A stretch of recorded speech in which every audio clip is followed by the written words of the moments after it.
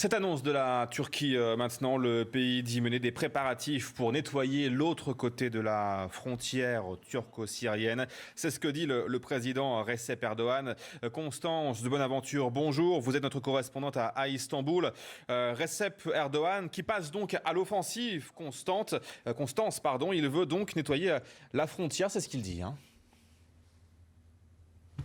Exactement. Alors ça fait plusieurs mois déjà que l'annonce d'une intervention turque en Syrie circule, mais elle est en effet à prendre de plus en plus au sérieux. Nous menons les préparatifs nécessaires pour nettoyer l'autre côté de la frontière, a déclaré en personne aujourd'hui le président turc. Alors il faut savoir qu'en effet, le sud-est de la Turquie est de plus en plus touché par le conflit syrien, notamment la ville frontalière de Kilis, qui depuis mi-janvier, rappelons-le, est presque chaque jour la cible d'attaques quasiment quotidiennes, donc d'attaques à la roquettes tirées depuis la Syrie, au moins 21 morts en 3 mois, sans compter évidemment les nombreux blessés. Un conflit syrien donc qui s'exporte jusqu'à la Turquie. Combien de temps allons-nous attendre nos alliés pendant que nos concitoyens tombent en martyrs dans les rues de Kilis? C'est ce qu'a déclaré aujourd'hui le président Recep Tayyip Erdogan, qui, rappelons-le, avait jusque-là exclu toute intervention unilatérale de la Turquie en Syrie.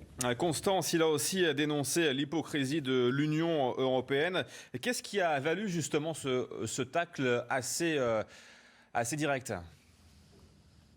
Alors c'est tout simplement une réponse d'Ankara à l'Union européenne. L'Union européenne qui, rappelons-le, demande très régulièrement à Ankara de modifier sa loi antiterroriste. En échange de quoi la Turquie obtiendra la fameuse exemption des visas très attendue ici en Turquie. Je vous rappelle que cette mesure avait été négociée le 20 mars dernier lors de l'accord sur la crise des migrants. Gardez les réfugiés en Turquie. Nous vous offrirons des visas à une autre condition, qu'Ankara remplisse 72 critères clairement établi par l'Union européenne. Parmi ces critères, eh bien, la Turquie doit modifier sa loi antiterroriste qui est jugée trop floue et trop inadéquate aux normes de la démocratie européenne. Et la réponse de Recep Tayyip Erdogan aujourd'hui est claire.